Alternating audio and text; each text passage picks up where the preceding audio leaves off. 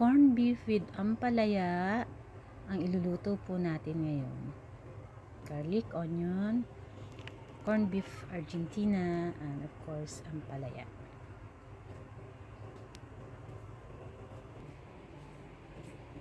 Salang po natin yung kawali, hintayin natin uminit.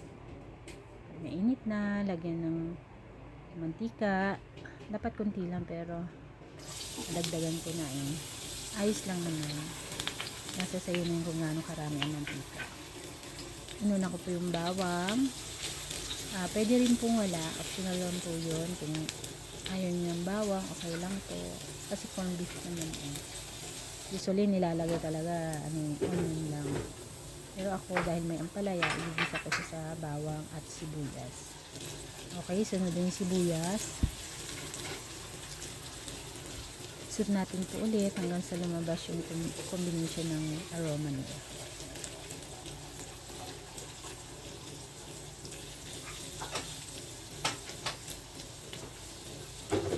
Sa tingin mo, pwede na. I-add ko na po yung corned beef. Pwede pong mauna ang ampalaya. Nasa sa inyo na po yun kung alin po yung gusto nyo unahin, ampalaya o corned beef. Pero sa akin po, gusto kong malisin ng mantika ng corned beef, kaya inuna ko na po siya sa corned beef.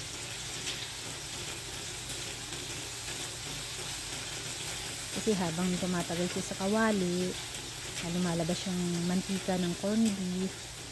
Kaya habang tumatagal din sa pagkisa, unti-unting nababawasan yung mantika niya.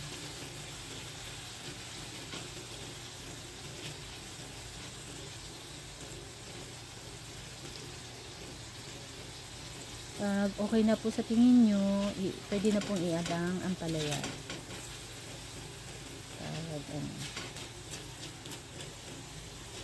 Yan, i-add ko na po yung ampalaya. Since para sa akin, pwede na.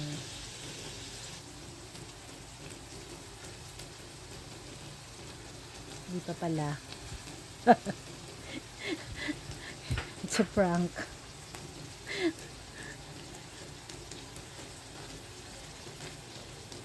Okay. Ayan, ayan. Pwede na po natin i-add yung ampalaya. Ayan.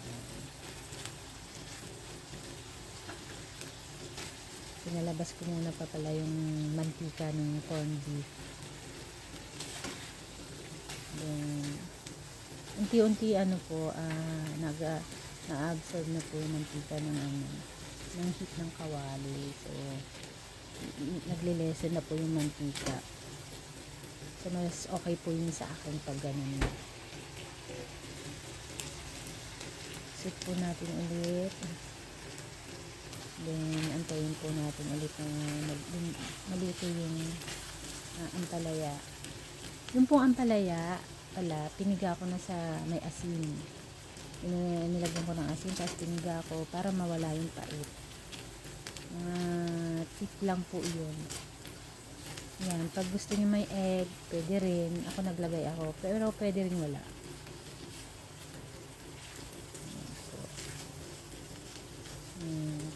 Napapansin nyo, less na po yung kunti na lang po yung mantika niya.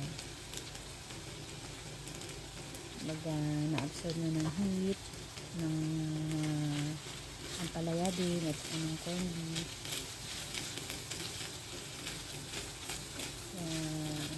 Siguro din yung egg magpa-listen din sa mantika. So kasi medyo iga talaga siya.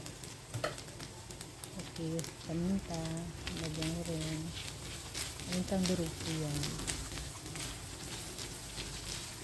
Let's go natin ulit.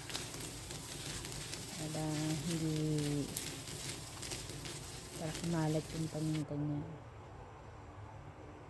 Yan, antayin na lang po natin siyang sa panlasa ko medyo matabang pa pala, kaya nilagyan ko siya ng asin. Pero pwedeng hindi na. Minsan naman kasi, madalas pala sa corned beef, malasa na kasi siya. Since matabang sa panlasa ko, dinagdagan ko siya ng konting asin. Yan, okay na po siya. Yan. Yan na po ang serving ko po. Ang presentation ko din pala. Yan. Corned beef with ampalaya.